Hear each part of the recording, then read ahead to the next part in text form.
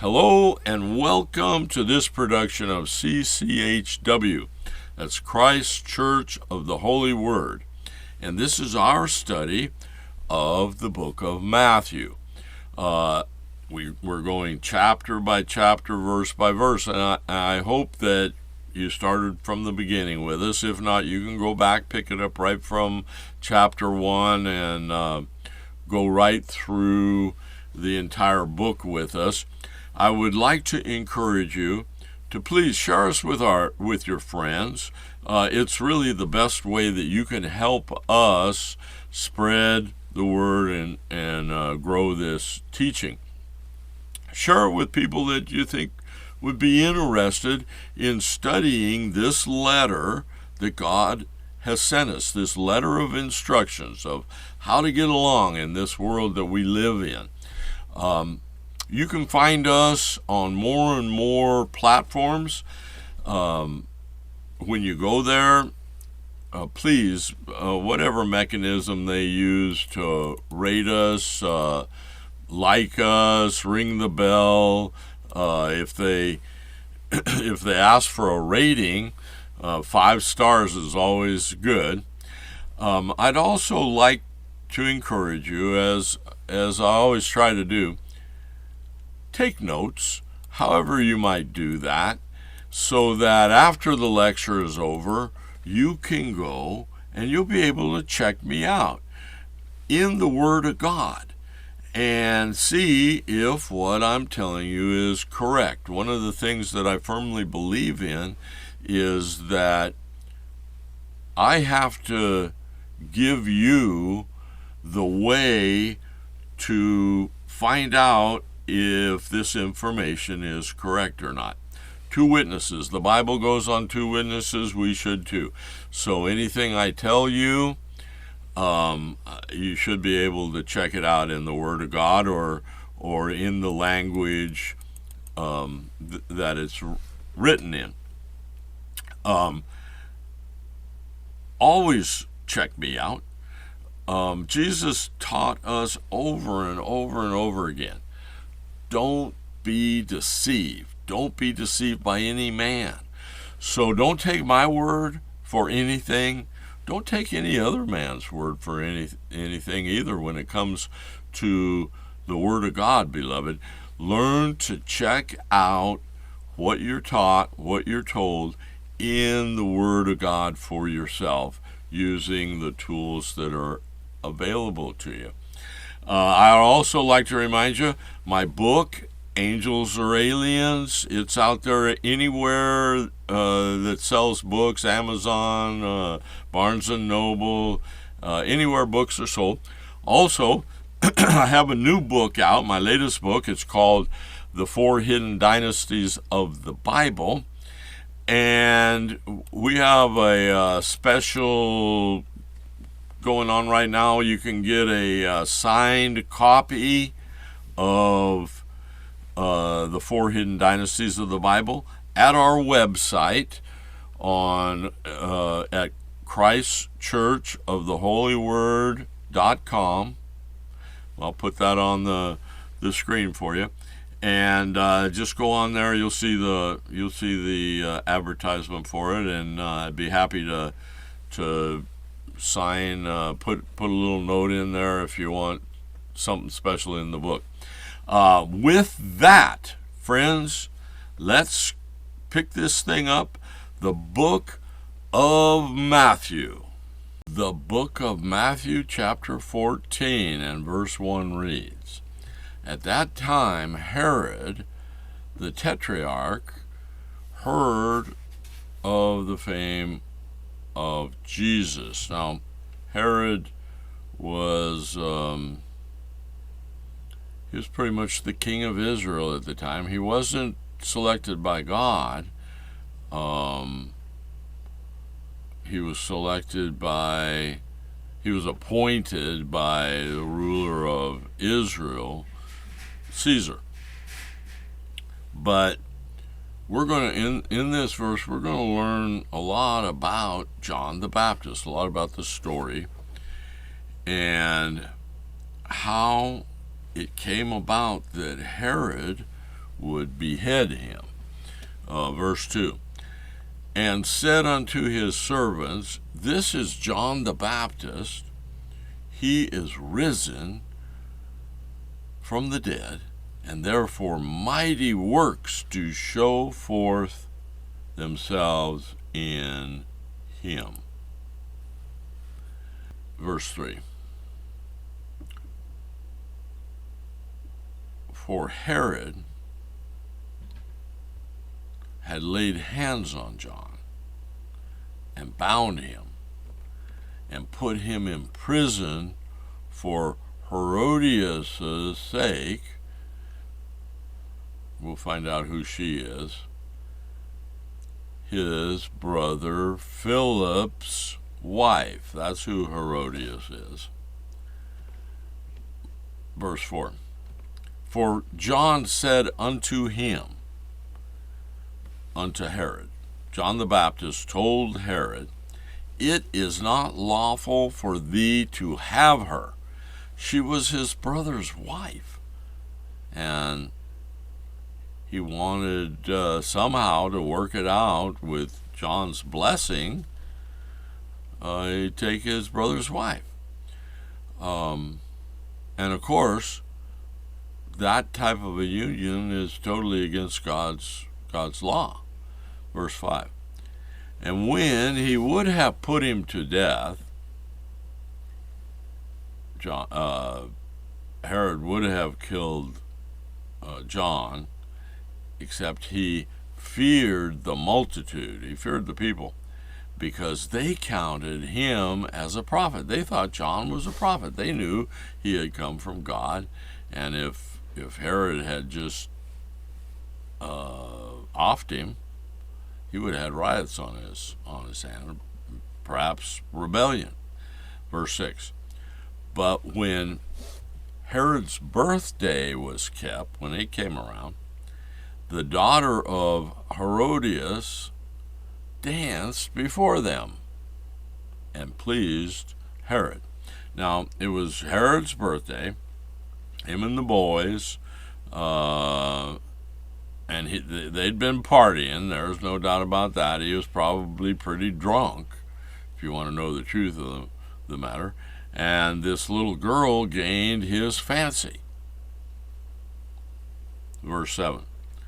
Wherefore, upon he promised with an oath to give her whatsoever she would ask. He said, Honey, whatever you want, I'll give you. She could have had about anything. Really, I mean, anything in the kingdom he was willing to give her. Verse 8. And she, being before or previously instructed of her mother, said to Herod, Give me here John Baptist's head in a charger.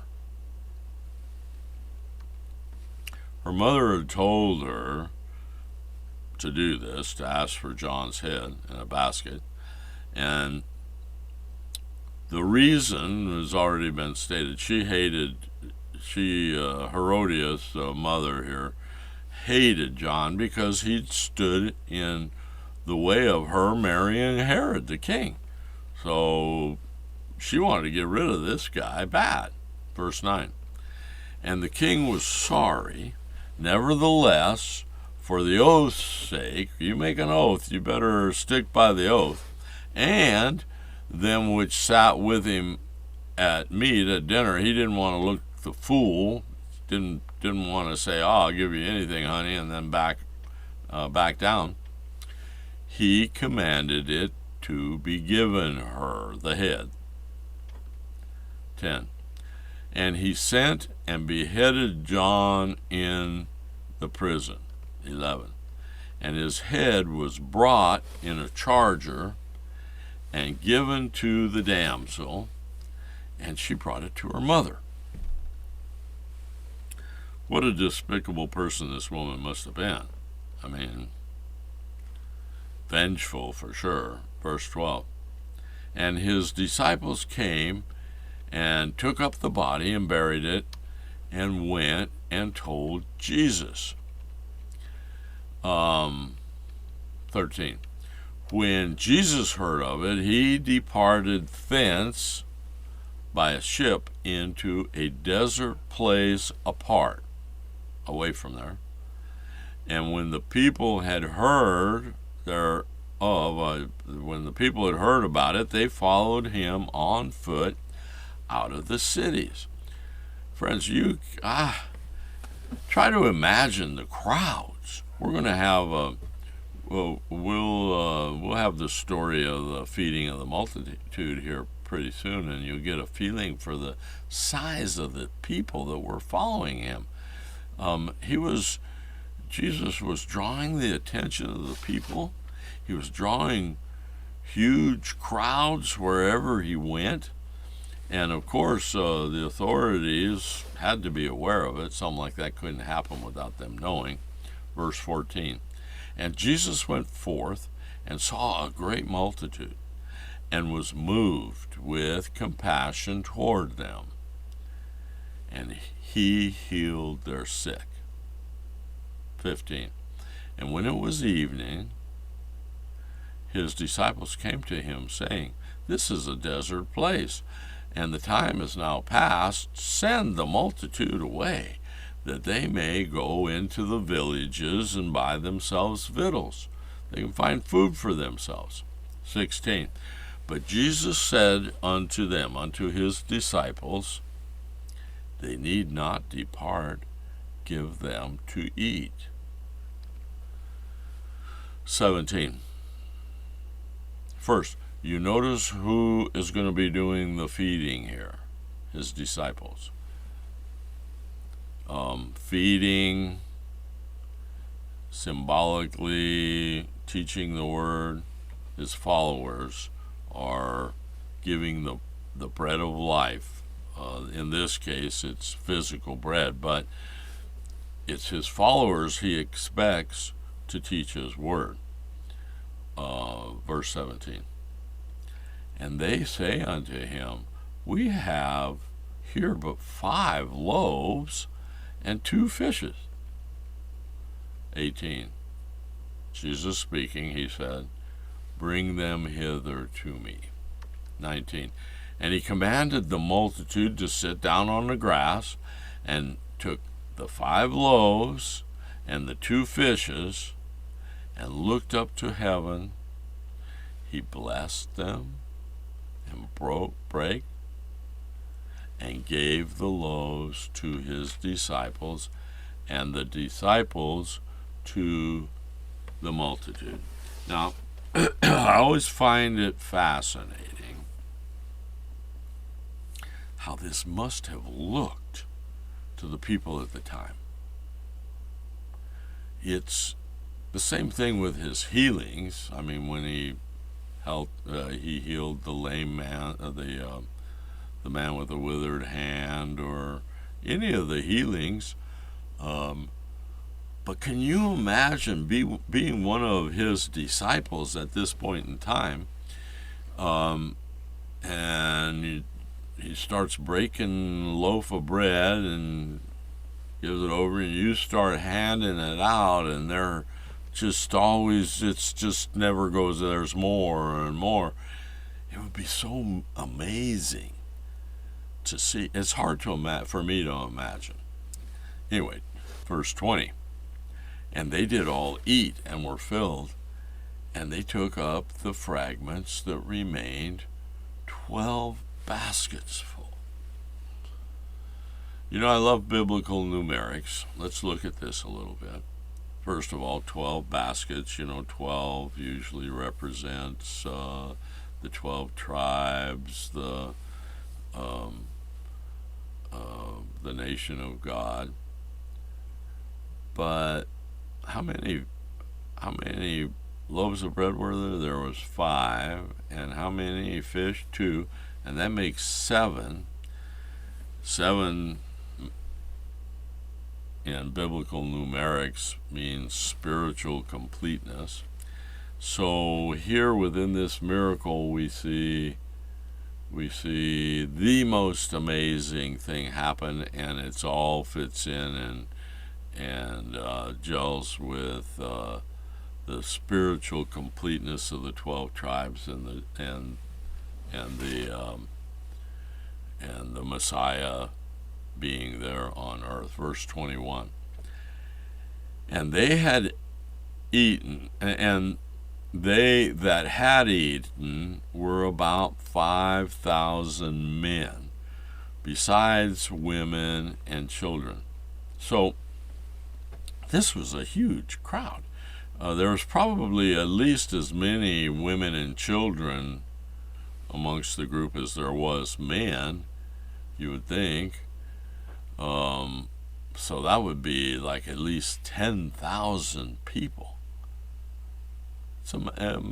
Just an amazing control over the physical universe that Christ had. I would have loved to see it. We will be able to see it soon. Verse 22. And straightway Jesus constrained his disciples to get into a ship and to go before him unto the other side. Evidently they were on this small lake, while he sent the multitude away. 23. And when he had sent the multitudes away, he went up into a mountain apart to pray. And when the evening was come, he was there alone. 24. But the ship was now in the midst of the sea. It was out in the middle, tossed with waves. And the wind was contrary. It was blowing hard. 25.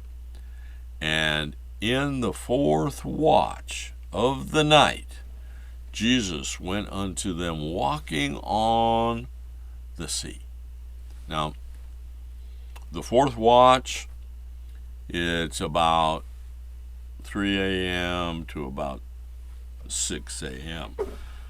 So this is occurring early in the morning before the sun came up. 26.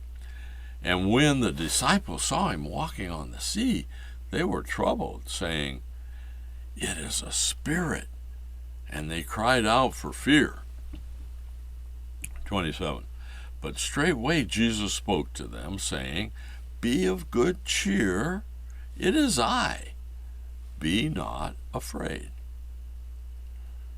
28.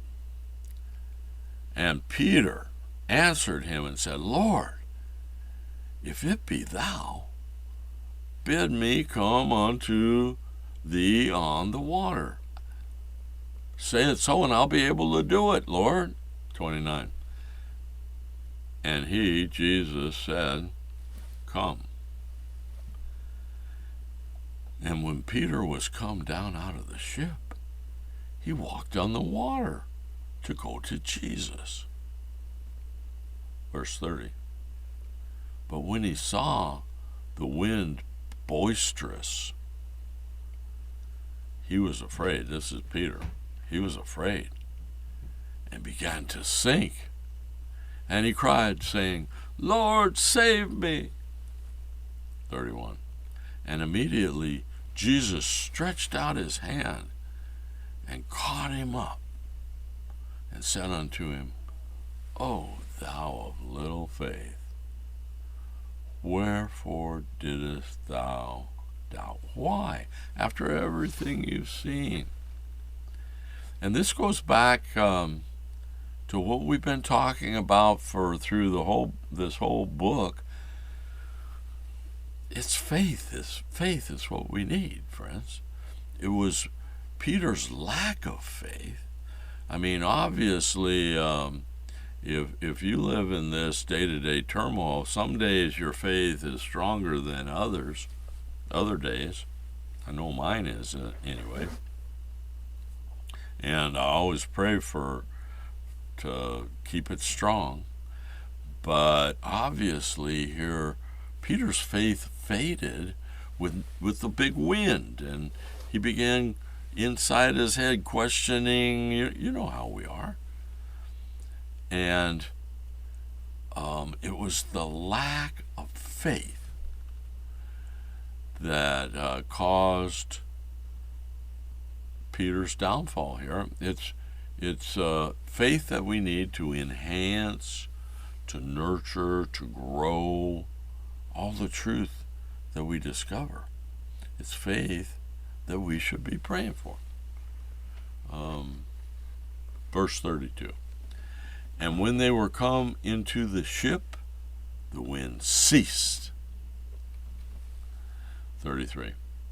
Then they that were in the ship came and worshipped him, saying, Of a truth, thou art the Son of God. Verse 34. And when they were gone over, when they'd gone all the way over to the other side of this lake, they came unto the land of the Gennesaret. 35. And when the men of that place had knowledge of him, when they found out about him, they sent out into all that country round about, and brought unto him all of their people, brought all that were diseased. 36. And besought him that they might only touch the hem of his garment, and as many as touched were made perfectly whole. Friends, it's all about faith. I can't say it enough. Faith is a gift from God. If you ask him for it, he'll give it to you. Just hang in there, beloved. Don't miss the next chapter when we will be examining the book of Matthew, chapter 15. God bless you. I'll see you next time.